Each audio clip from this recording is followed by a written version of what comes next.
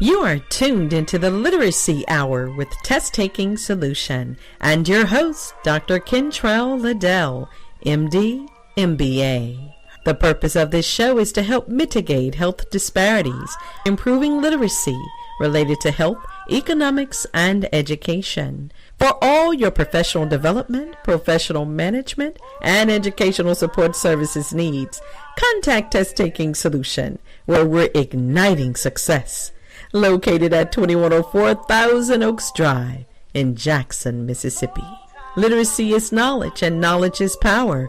Thank you for joining the Literacy Hour.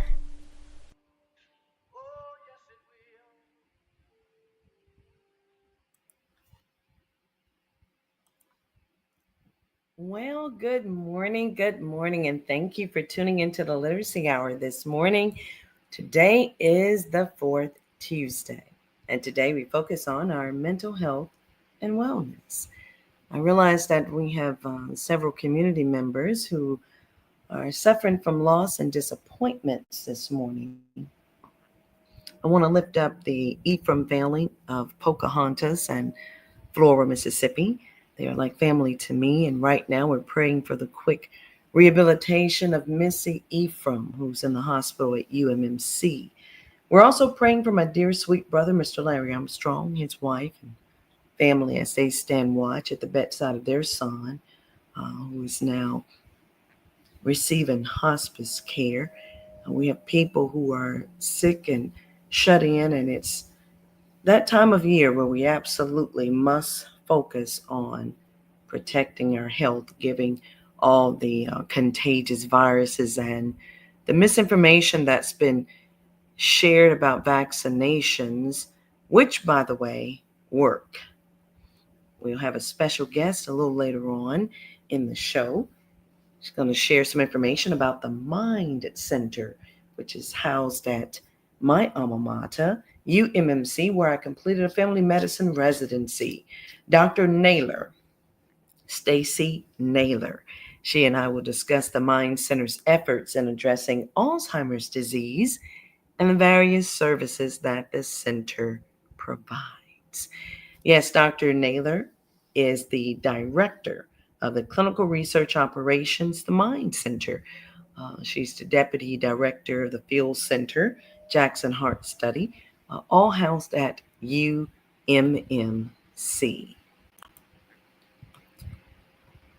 We're going to take a quick break, and I'll be right back. Hey, this is Dr. Liddell, and I want to tell you something. Syphilis is preventable. Stop sleeping around. Stop playing games with your life. Don't you love you? Get yourself checked, and if positive, get treated. Syphilis is treatable. This has been a public service announcement brought to you by TT Solution Foundation. All right, we are back again. We'll be looking forward to speaking with Dr. Stacee Naylor later on in the show. Later today, I'll also be attending, I think it's the Fall Festival, in my hometown of Macon, Mississippi. That's Noxubee County, starting at 5:30. My brother, Tedrick Liddell, is running for sheriff, and so I plan to be there in my personal capacity as his big sister. Going to show my support. We've been praying for him and talking to him throughout this season, and just show up and see how he's doing. Can't wait to get there. There'll be live music, candy booths, fun games, line dancing, raffle prizes, and more. And there's a great slate of businesses and resources of information who will be there. So if you're near Noxubee, come on and enjoy the Fall Festival. They're going to have Noxubee Transportation in the house, Mayberry Eatery, Calvary Baptist Church, City of Macon Police Department, Sweets KE, Liddell for Sheriff, Avenue of Hope, Kim's Kitchen, Clark's Recreational Community Center, Gwendolyn Graham Chancery Clerk will be there, Save the Children, Zeta Phi Beta Sorority, Epsilon Alpha Alpha Zeta chapter there at Noxubee County, Big Quayla, and Superior Tax Service, the Maconite Scholarship chapter of Macon, the Noxubee County Sheriff Department, Tea and Art Cafe, class of 1996, and Clover Teas and more, as well as B&S Painting.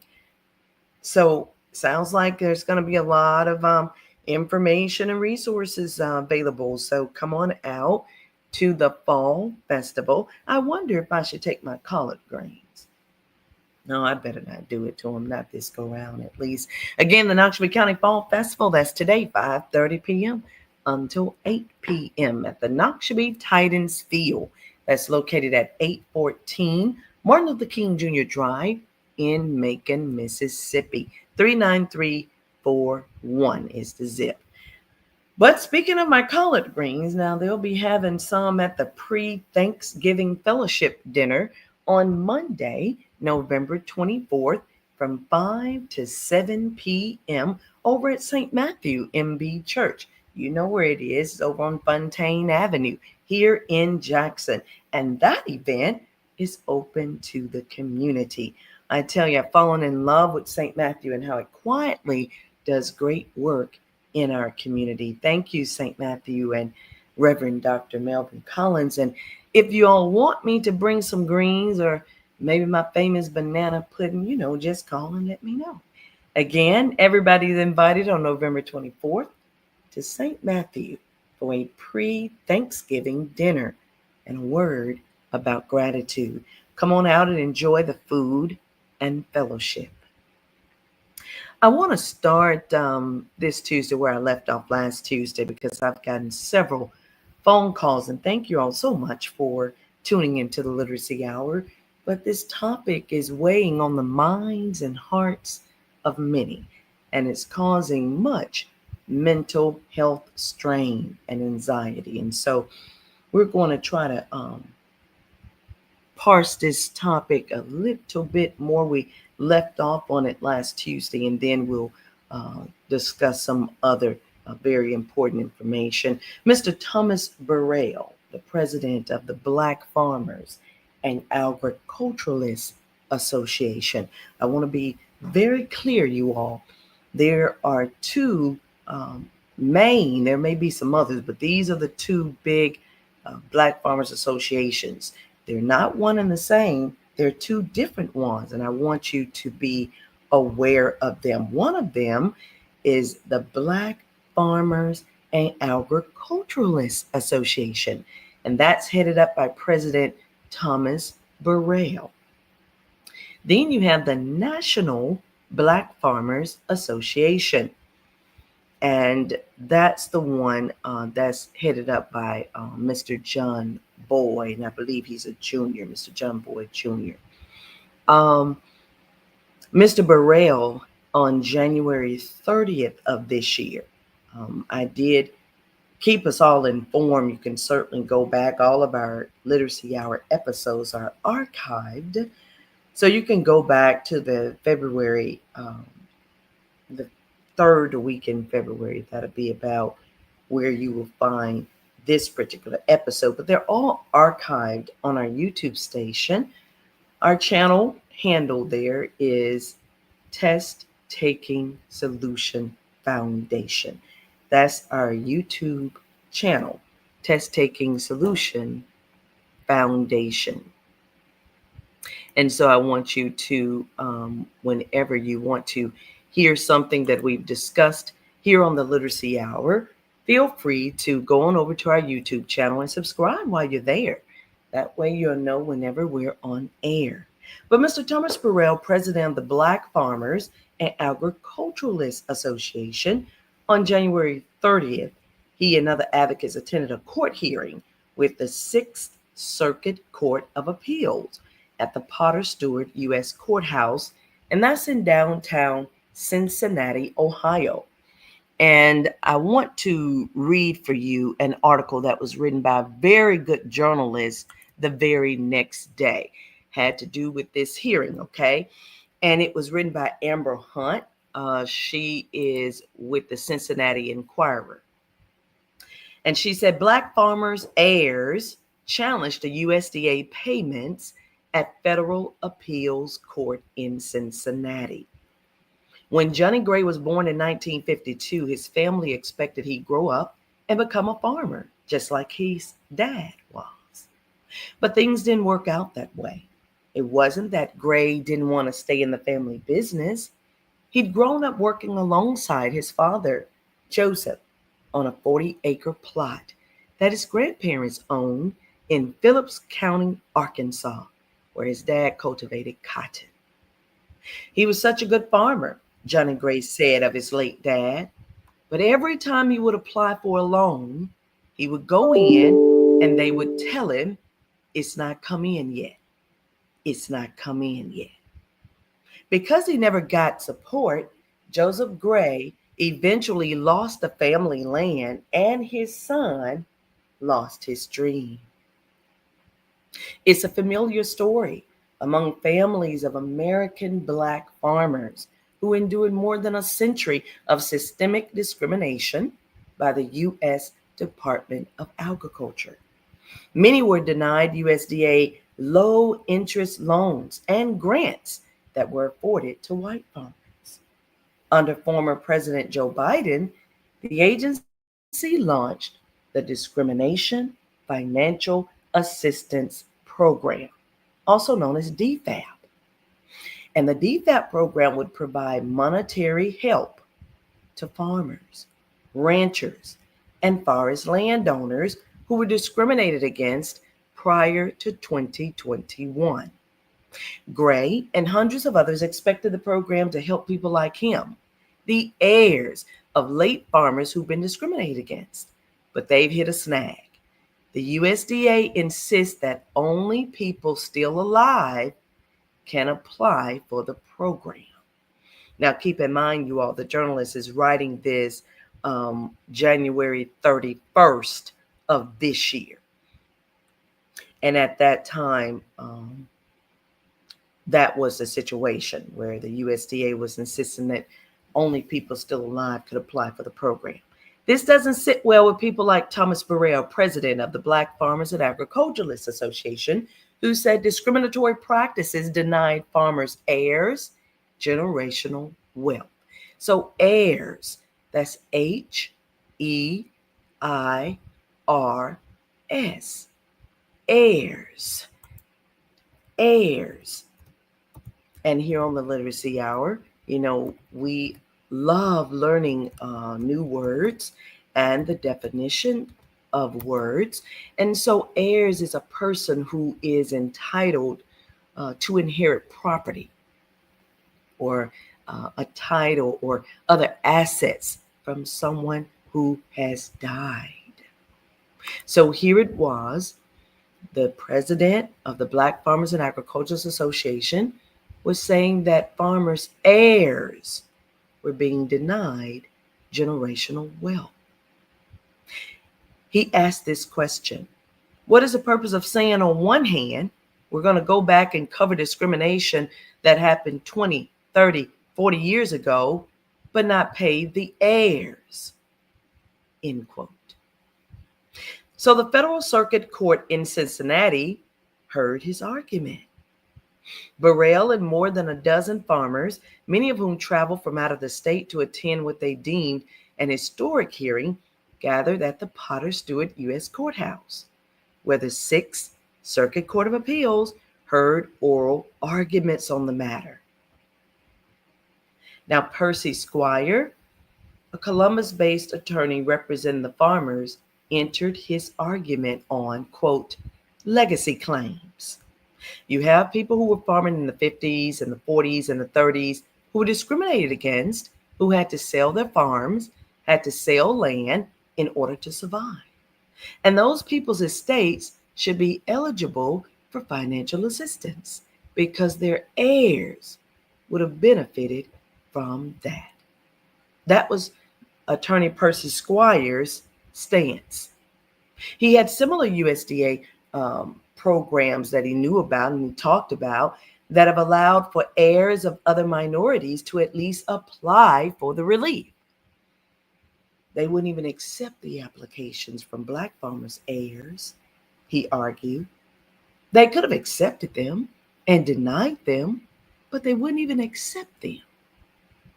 Well, the government's attorney, the USDA's attorney, Jack Starcher, argued to the appellate court's three-judge panel that the program applications were only open to, quote, living farmers, the actual people who experienced discrimination. Those blocked from submitting applications could still choose to sue the government, Starcher said. The appellate panel heard arguments from both sides and peppered the lawyers with questions. The judge, Andre Mathis, asked, how can you provide an assistance to someone that's deceased? He weighed the case alongside judges Chad Riedler and Helene White. Attorney Squire acknowledged that the assistance would go to the dead farmer's heirs, but he said assisting still living yet elderly applicants would also benefit heirs. The federal program in question was passed in 2022. As many of you might remember, it was part of the Inflation Reduction Act, through which Congress allocated $2.2 billion. And in August, the Biden administration announced it had issued payments to 43,000 people in all 50 states, in amounts ranging from $10,000 to $500,000. And that we're talking back last August. That's August 2024. So let's keep the timeline straight. We're in January of 2025, and you have Mr. Burrell, the president of the Black Farmers and Agriculturalists Association, alongside his lawyer, Attorney Squire, arguing that heirs should have a right to the assistance as well. And then you have the USDA arguing that, no, it's only meant for living applicants, right? Those who were discriminated against prior to 2021. But no matter how it is sliced, the $2.2 billion in payments is historic. That was a quote John Boyd made. And John Boyd, president of the Black Farmers Association, said that at that time. People gathered for the arguments. They still applauded those payouts while arguing that the USDA was wrong to prohibit heirs from applying for the money. We're here because our parents died before they got anything, is what one woman said. Shirley Frierson, she's 70 years old, and her mother farmed land as a sharecropper back in Lexa, Arkansas. The panel did eventually render a decision on that particular appeal. The United States Court of Appeals for Cincinnati, Ohio, ruled that heirs of deceased farmers are not eligible to apply for the program's assistance. Their reasoning was the statute's plain language requires the farmers determined to have experienced discrimination to be living at the time of the application, because the relief is framed as financial assistance to farmers who experience discrimination. And that was their ruling, okay? And we have that entire ruling in case you would like a copy of it, but you can also find it as well. It's the United States Court of Appeals for Cincinnati, Ohio. And the leaders of the National Black Farmers Association were working as well, but they were working from a slightly different angle. All right.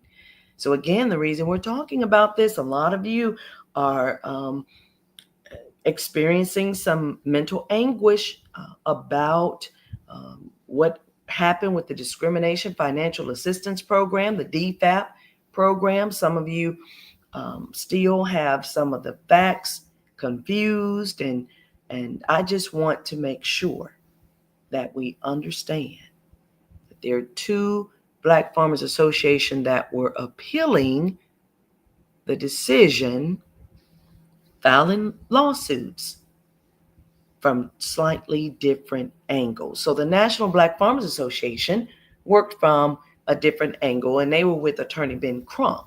He served as their legal advisor. Okay, so the first group had attorney Squire, and now this group, National Black Farmers Association, has attorney Ben Crump. In February of this year now, Boyd and their lawyers attended a court hearing in Washington, D.C. to have their appeal heard. The Boyds alleged that the USDA had breached their contract.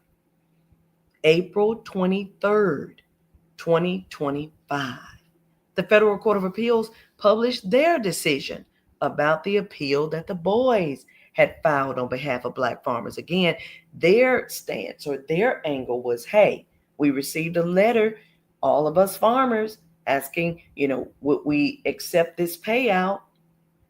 It was an offer letter, and we had to choose, and so in that way, the USDA has breached its contract with us. Well, the Federal Court of Appeals dismissed the appeal on the grounds that the plaintiffs or the appellants failed to allege facts sufficient to establish the first required element for a binding contract. And that element is mutuality of intent. The court stated that it need not reach the other three elements of contract formation, since the first was not met. And you know what? The lawyers need to be a bulldog about this situation. No one has said anything about the would-be farmers. Yeah.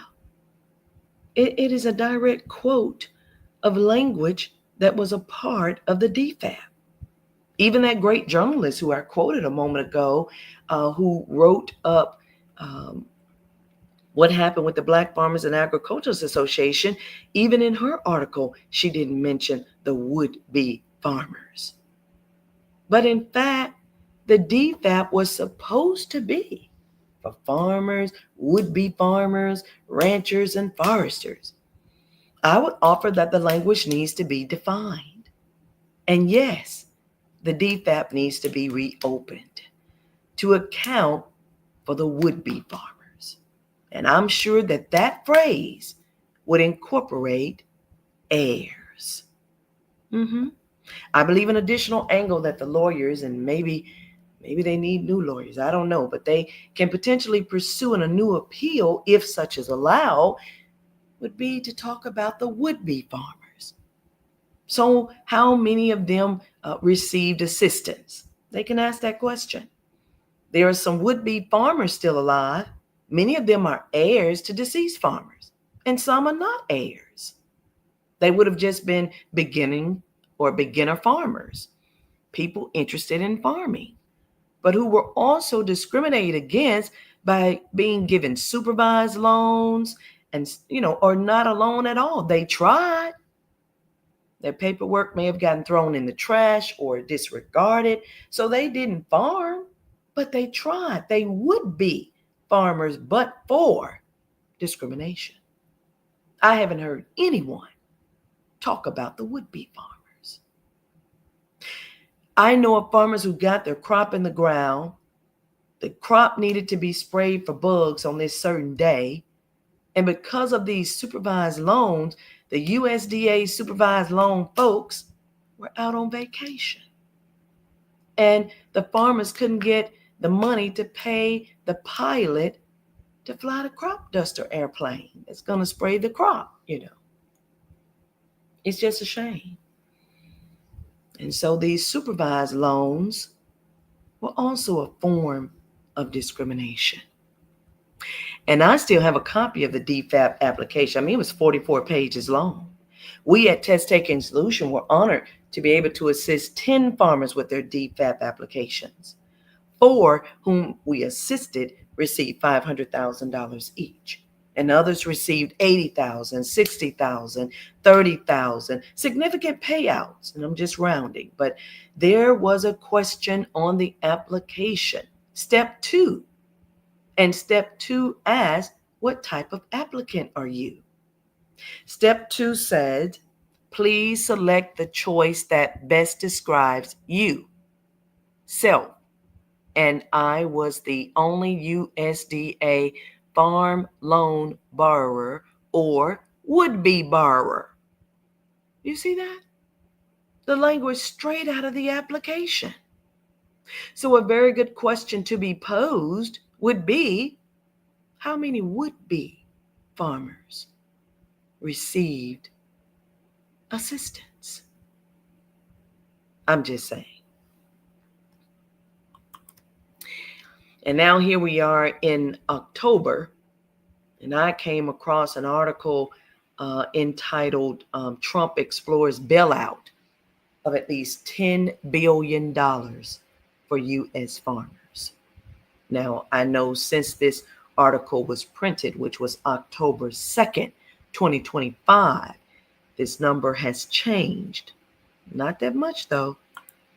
But he's exploring a bailout of at least $10 billion for U.S. farmers. Farmers are harvesting one of the largest crops in history, while China holds off on buying U.S. soybeans. So President Trump was considering providing $10 billion or more in aid to U.S. farmers as the agricultural sector warns of economic fallout from the tariffs. The president and his team were weighing using some of that tariff revenue to fund much of the aid. You see? So a senior administration official said the discussions have centered on 10 billion to 14 billion. Notice, it's way more than the 2.2 billion that went to fund and help with the discrimination financial assistance program. So there you have it. I want to make sure that we parse that out and that you have some understanding of the difference between the two associations, who is the president of those associations, and what happened earlier this year. Chinese own farmland in America. Some of us can't even afford to buy an acre. They own 300,000 acres right here in our homeland. Yeah, that's China. Earlier this year, President Trump administration sought to ban China from buying U.S. farms. And so for those of you who are farmers, and I still say or would be farmers, don't worry. I want you to pray and trust God that all will be well. He sits high, he looks low, he sees everything. And nothing gets by him. Another topic that's causing a major mental health strain is that it is day 28 of our federal government shutdown. The shutdown debate centers on the coming 2026 expiration of Affordable Care Act enhanced premium tax credits, but I would venture to say that some of them have already expired, because folks have been getting notifications about increased premiums. People are making decisions right now about whether or not they're going to even purchase healthcare insurance. So talk about a financial impact. Without those tax credits, those subsidies, about 22 million people will see ACA premium increases averaging 75%. The loss of tax credits along with other new policies could lead to a more than 47% reduction in folks who enroll in ACA market insurance plans. Again, ACA, Affordable Care Act. There have been a lot of other impacts. I'm going to see if our guest has entered the studio. And when she does, I'm sure the team will let me know because I don't want to miss her. That's Dr. Naylor. We'll keep going. Missed paychecks, shuttered services. Americans in every corner of the country are feeling the effects of the federal government shutdown. The impacts are showing up in all of our lives, everyday life, at airports, grocery stores, and even the classrooms. You probably heard about the growing chaos at the airports, flight delays, cancellations. They're piling up as TSA employees and air traffic controllers continue to work without pay. And since the shutdown began, there have been more than 215 air traffic control staffing shortages. Shortages reported at airports, FAA's facilities nationwide, you all. That's more than 4 times the number reported at this same time last year. And just yesterday, I was listening to the transportation secretary who warned that if the FAA determines flights can't operate safely, then we can expect even more delays and cancellations. And it's not just flying that's taking a hit. Transportation projects on the ground could also come to a halt. That's everything from subway repair projects to major roadway constructions. Without that federal funding, much of the work will be paused, and some of it indefinitely. Indefinitely.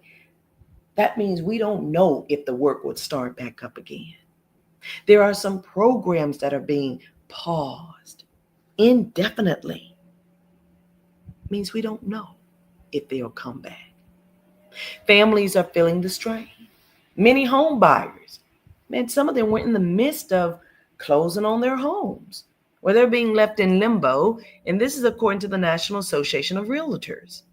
More than a third of all home buyers rely on federally backed loans. That's loans backed by the government. But with the shutdown, applications for programs like USDA loans have stopped entirely. And that has put countless deals on hold. And then food assistance programs. Yeah, they're on the line as well. This week, funding can run out for programs that help nearly 42 million Americans put food on the table.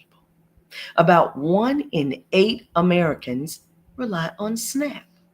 SNAP stands for Supplemental Nutrition Assistance Program. Okay? It's better known as food stamps.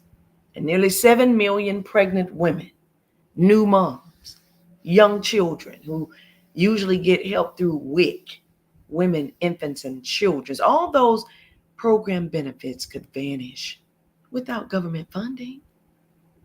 Some education programs that serve some of our nation's neediest preschoolers are also at risk.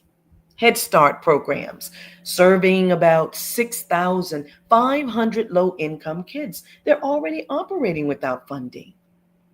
And the National Head Start Association? Well, it has warned that programs supporting another 59,000 children could lose funding by the end of next week. Even the courts are feeling the pinch. The judicial branch ran out of full funding on Monday. That could lead to court closures, delayed cases, widespread disruptions in our federal system. And if you're hoping to spend your weekend exploring a national museum or a national park, well, you might be out of luck. All the Smithsonian museums, including the research centers and the National Zoo in our nation's capital, remain closed. Now, the zoo's administration assures all of us that animals are being taken care of, but the doors are still shut to the public. And while many national parks are still partially open, access is limited. About 9,000 park employees have been furloughed, leaving many visitor centers unstaffed, bathrooms unattended. This could mean emergency responses are delayed as well. So what am I saying? This shutdown is impacting a lot of us, our everyday lives. It's already the second longest in U.S. history, and there is no end in sight. We could see even more disruptions in the days ahead. The impact of the federal government is being felt far and wide right here in Mississippi, so I want you to know that you're not alone. We're all in this together. Our very own Mississippi State Department of Health They recently gutted its preventive health leadership. Yeah, layoffs at the Mississippi State Department of Health. I mean, that got me because the layoff was massive. It included roughly 20 folks in the Office of Preventive Health and Health Disparities, many of whom were program leaders. And some of them had worked at the health department for nearly 2 decades. Terminated directors included those responsible for leading chronic disease prevention, cardiovascular programs, diabetes programs, cancer, school health, tobacco control programs, injury, violence prevention, heart disease, stroke prevention, and oral health programs. Mississippi has one of the highest rates of preventable diseases in the country, including some of those I've listed: the heart disease, hypertension, obesity, diabetes. And it disproportionately affects Black Mississippians and contributes to our state's high infant and mortality rates for our moms. That's maternal mortality rates. So just when I thought we were making a little headway, focusing on raising awareness, this happens. But State Health Officer Dr. Daniel Etney said after a Board of Health meeting on October the 8th that the decision to lay off the staff members was made largely due to federal funding reductions. You see, I told you we need 3 major ingredients to solve problems. Once you've defined that problem, you have to have the right experts at the table. And you got to pray. Have to seek God for guidance. So that's prayer, that's the right experts at the table, and you need adequate funding. Even our health department, gutting programs, laying off people due to federal funding reductions. Dr. Etney also estimated that about 150 contract employees were ordered to stop their work as a result of the ongoing federal government shutdown. Non-essential, federally funded contract workers, they're gone. And so Dr. Etney said this reorganization of the agency was needed, and it saves about $20 million.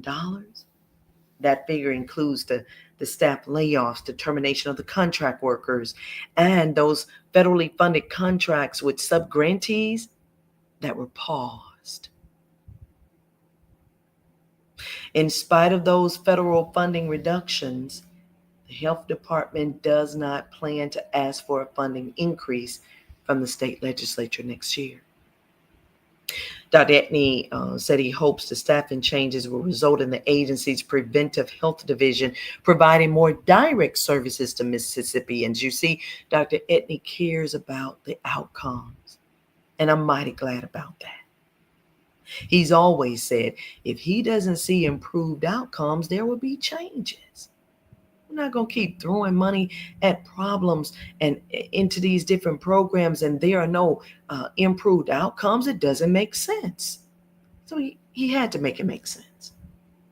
The Office of Preventive Health and Health Disparities host a range of programs to improve the health of Mississippians. Programs that administer free rides to the county health department appointments, train community health workers, educate the public on chronic disease prevention. All of that has been impacted. And so we're just going to continue to watch and pray, because I know that God is on the job. I know he sees what's going on, and I also know that he answers prayers. And you all, this is why voting is so important. If you're eligible to vote, please do so next Tuesday, November 4th. On October 24th, just last week, 5 candidates for the District 26 Senate seat in Mississippi shared their visions for improving life for Mississippians. Yeah, they had a forum at Anderson United Methodist Church. Beautiful church right off of 220. The decision of who will be our next U.S. Senator for District 26 will impact nearly 58,000 people in District 26. The candidates face questions about their personal backgrounds, plans for public education, legislative map redistricting, and more. The decision, you all, this is going to be a big one. This person will serve as our next senator. So this decision is a pivotal one to make, for it will impact nearly 58,000 people. Candidates seem to be taking it seriously, and I know the citizens are. And I like the way Councilwoman Tina Clay put it. She emphasized the importance of education during the forum. She attended the debate, really.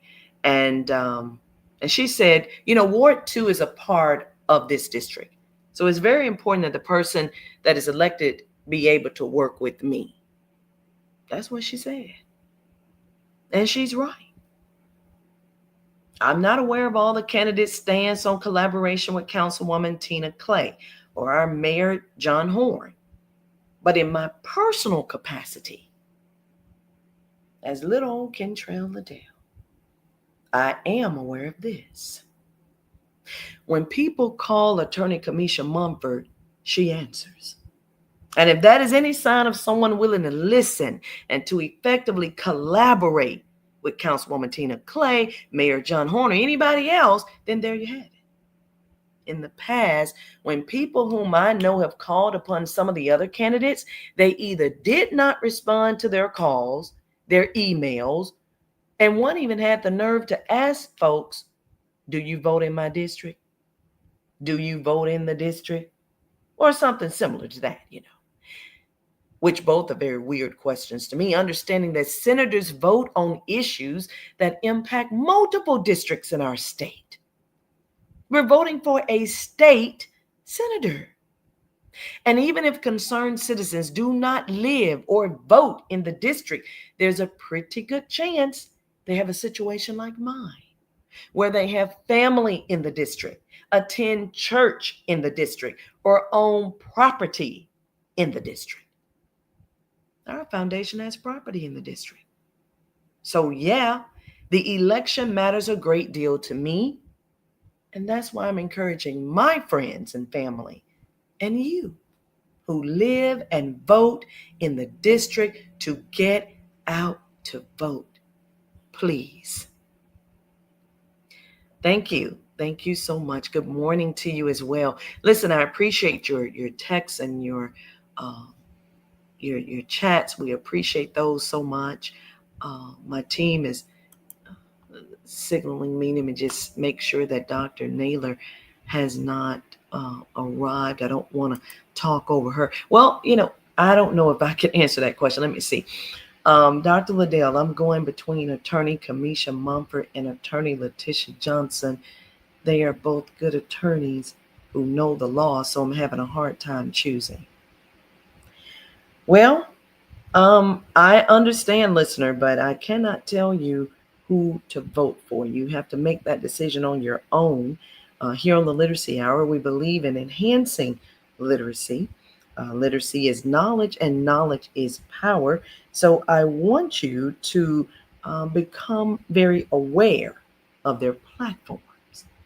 And then I want you to become aware of who they are as people. Listen to shows like this one. Listen to the candidates themselves. I think that forum was taped, so you can go back and find the forum that took place at Anderson United Methodist Church. Talk to others. Again, Attorney Mumford has been a guest on this show in the recent past, so you can find that particular episode as well. We discussed education and healthcare topics.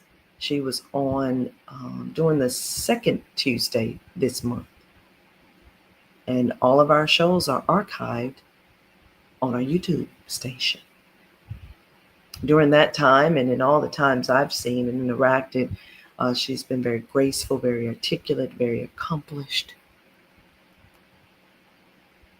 You can find out more about her platform. I don't know everybody's website. Hers is K Mumford. That's MUMFORD. The number 4 and Senate. SENATE.com. It's right there. And I'm sure you can find everybody else's platform too, you know.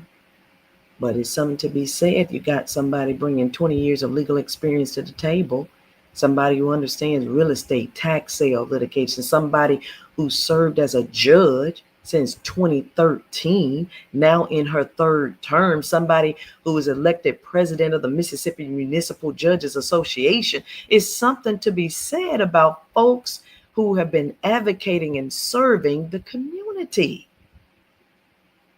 I know, because it's not easy work. It's hard work when you have a family, children to see after, and still serving the community like that.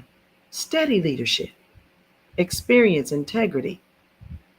So no, I can't answer your question outright, but I can say, just go learn about the platforms and call them up and see who answers your call. Call their campaigns and see who will answer the call. They should be very willing to talk to you. But I told you now, some of them, they're not responding. And if they're not responding now, then there's a chance they won't respond when and if they are elected to the Senate. Listen, I think, well, I know because I'm looking here. Attorney Mumford's office number is 601-398-2347. Call them up. Talk to them. Ask them the questions. And I'm sure you're going to get an answer. I'm scheduled to take 2 of my elders to the polling place on Tuesday. And if you need a ride, call my office.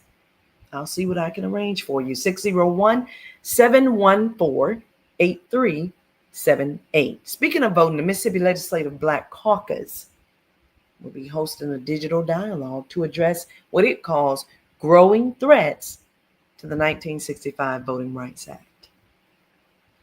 Yep, this act, these threats, once again, are having an impact on our community statewide.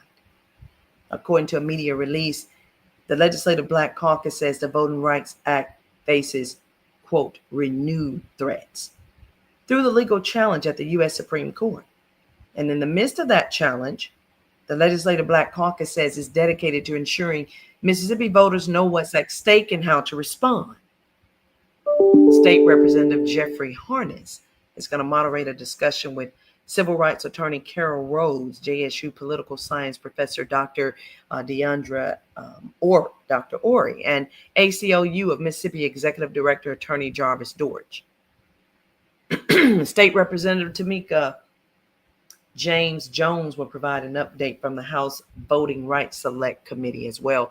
That discussion is going to take place October 31st at 11 a.m. It's free and open to the public. Now you can register for that discussion to attend that forum and find out information by going to the Mississippi Legislative Black Caucus website. Just type that into your Google search engine, Mississippi Legislative Black Caucus. And if you have trouble doing that, just type MS Black and then Caucus, CAUCUS.com, msblackcaucus.com. And my heart is mighty glad because the Black Caucus seems to be on the wall now. I know Representative Zakiya Summers is all over it. She is going to be co-leading a legislative hearing that's coming up. As a matter of fact, this week, it's going to be on Thursday, October 30th, from 9:30 until 1:30 at the Mississippi State Capitol Room 113. And that hearing is entitled Saving Mothers, Saving Families, addressing Mississippi's maternal health crisis. I'm so glad about it. She's going to make sure that um, experts and advocates and others talk about the status of maternal and infant mortality, this OB system of care, and the progress being made on that.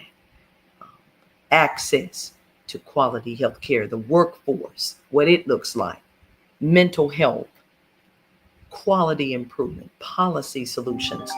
All of that is going to take place this Thursday from 9:30 to 1:30 at the Mississippi State Capitol. Again, that room is 113. So I want you to put that on your calendar. I plan to be there. Caller, you're on the air. What's your question or comment this morning? I plan to be there too, Dr. Liddell. Oh, wonderful, Mr. Jones. And I'm proud about it. It took act of Congress to get them to move on that issue prior to going back into session. But certainly we got some movement now. We appreciate all of the participants. We got people across the state that's concerned about it. And you've been on the wall for quite some time. I like to send shouts out to State Representative Ms. Zakia Summers. That's right. Has done an excellent job since Dr. Edna declared that state of emergency. She's been convening her colleagues, and they've been able to get that meeting set. I spoke with the chair of the Public Health Committee. It's my understanding that on the 6th of November, they will be convening. So again, and we send shouts out to Dr. Edna. But let me say this, Dr. Liddell. One of the things that happens when those meetings take place at the Capitol, those seats are not filled. Oh. All right. So what I'm saying, between 9:30 a.m., if at all possible, and you're not doing anything, if you need to hitchhike a ride, we need to press our way down to that Capitol. That's right. So many times, Dr. Liddell, the issues that we're faced with in our communities do not get discussed prior to session. Now, you know yourself, you're familiar with that process. Oh, yes. If the thing that's important to you and your community, Dr. Liddell, and your neighbors that's impacting you, if it does not get put on the agenda prior to January, Dr. Liddell, it's dead. It's a wrap. It's a wrap. And we can no longer sit back while we see numbers and we're being compared to a third world country, one that's in a war zone. That's what the record is saying in the state of Mississippi. Now, when you go over the list of black men dying because we don't get our health checkups, and then you come back and look at the black women dying from breast cancer, and then black women dying in childbirth, and now we got our black babies dying, Dr. Liddell. Yes. Is this where we are in 2025? This is where we are, sir. Okay, so now my question is, what do we do? What's the game plan? The government is shut down. We need some people to step forward because, see, a leadership role, Dr. Liddell, comes with sacrifice. Let me say it again for the folks in the back, bro. Wow. The leadership role, the work that you do out front, taking a child that can't read and then they graduating and going off to college. That's right. But you can't access funding. No, sir. We got issues in our community, and we need some leaders to step forward, step up, and give some sacrifices. And that's what we get ready to ask for. So again, 9 o'clock this Thursday, and then it's my understanding the same room on the 6th of November. So the fact that you got the Black Caucus coming together around this issue, that's great. The fact that you got the public health chair calling for a meeting, that's great. But we need the people to step up now and show up. Thank you so much for what you do. Thank you for calling in, Mr. Jones. I tell you, and that man there, you all, is always on the wall, and many of you know it. You've been calling him to be out front. Well, he needs your help. He needs your help. And I'm mighty excited about what Representative Summers is doing. Yes, she's beautiful, but she ain't even trying to be cute with it. Okay, she is getting it done. They have confirmed speakers already, Dr. Daniel Etney, and we also have Dr. Michelle Owens. She's the chair over there, Mississippi Maternal Mortality Review Committee. Dr. Marty Tucker will be there. UMMC Chair of Maternal Fetal Medicine, Dr. Keisha Bell Catchings. UMMC Assistant Professor, OBGYN Hospitalist, Dr. Nikitra Burse. Six Dimensions Executive Director, Cassandra Welchland. Mississippi Black Women's Roundtable Executive Director, Dr. Talia Straughter, licensed professional counselor. Monica Stinson, Mississippi Perinatal Quality Collaborative, Mississippi Public Health Institute. They're going to be in the House. They're going to be answering questions posed by the Legislative Black Caucus. And so, call your representative up. Let them know how you're feeling about some things, and they'll know how to present it during the hearing. But you might not be able to talk. I might not be able to speak during that hearing. I don't think they're going to be taking comments from the public. But you let your representatives know they'll handle it. The Black Legislative Caucus.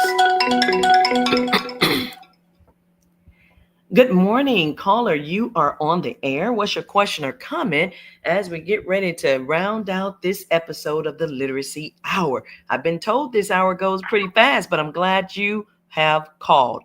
Who do we have? Good morning, Dr. Liddell. It's Commissioner Mumford. Oh, wow. Attorney Mumford, how are you? And what a surprise. I'm doing well. Yeah, I've been listening to you on my morning commute, and I just had to call in. I didn't want to interrupt you because you're giving such great information. We need to pack the Capitol on Thursday so we can figure out how to protect our Black moms and our Black babies because we're losing too many of them. But I did just want to call in because this has been such a great show this morning. Thank you so much. And Ms. Mumford, you attended that forum last week. And let me tell you, I got a chance to watch the forum, and I really enjoyed your responses to the questions that were posed. And I'm excited about what's going to happen. Let me just ask you outright, if you don't mind, now that I have you, on the line, do you foresee a future where you, if elected senator, a U.S. Mississippi State Senator for District 26, do you foresee collaborating effectively with Councilwoman Tina Clay and the Jackson Mayor John Horn? Oh, yeah, absolutely. We are here to work together to serve the community. That's what it's about. And so I'm definitely going to work with them because when we all work together, we get more work done. Many hands make great work. And so I'm going in with a collaborative spirit, knowing that we can do more together. Wow, we can do more together. Attorney Mumford, that's the last word of the day. I love that. And thank you for blessing us with your call this morning, ma'am. Oh, yes. Thank you, Dr. Liddell. Y'all have a great day, okay? And don't forget to vote on November 4th. All right. Bye-bye. Now you see, you all, my goodness, she's listening in, and this ain't her first time. She called in last time doing the same thing, just being on the wall, not just listening to this show, but she has a show on WNPR, but also listening to just the cries and the concerns of our people and our citizens. We got 1 minute, caller. What's your question or comment?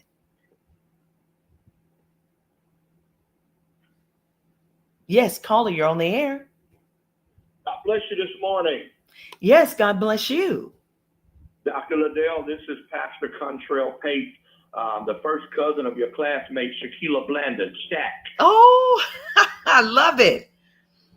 Yes, ma'am. I just wanted to call you to say thank you so much for your inspiration, your continued dialogue in helping the community. It's very inspirational, informative, and educational, and spiritual enlightenment to help us all in every aspect of our lives. And I just wanted to tell you that Our family is so grateful and appreciative to you.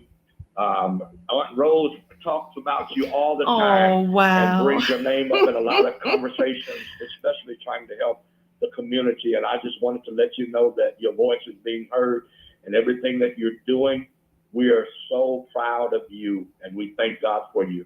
Oh, thank you for that encouragement this morning. And I tell you, it is not I. You know, if it wasn't for the good Lord on my side, I don't know where I would be. And I know you feel the same way. So why don't we just Yes. keep trusting Him? Why don't we do that? Absolutely. Absolutely. You have a great day, sir. Tell All right, everyone you I as well. said Thank you hello. so much. Stay on the wall. I will. Bye-bye. Oh, wow. Wasn't that beautiful? Listen, you all, I know that I'm 1 minute over time, but I must share with you mental health grants are coming back. I don't have time to get really deep into them, but I promise you, next week I'm going to start with that. Why don't I start with mental health grants? Yeah, there are some out there that haven't been gutted, and I want to tell you about them. Staying active and involved in our community helps to keep your mind off of certain struggles. So if you're having anxiety, you're feeling depressed and down and out about some stuff, listen, get involved. Find yourself a church home. Find yourself some friends. There are some beautiful churches in our community. I done told you about several of them, and City Church of Jackson is one. And you know, I've fallen in love. St. Matthew is another. So I want you to be amongst a flock, right?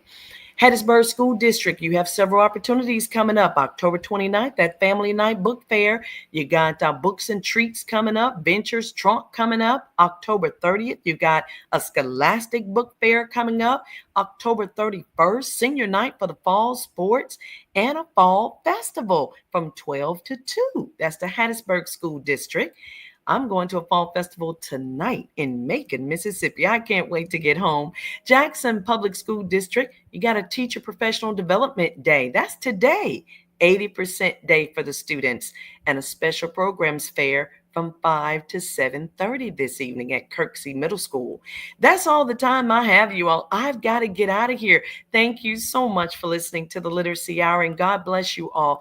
Please be encouraged and know that we are in this together. Bye-bye. Have a great rest of your day.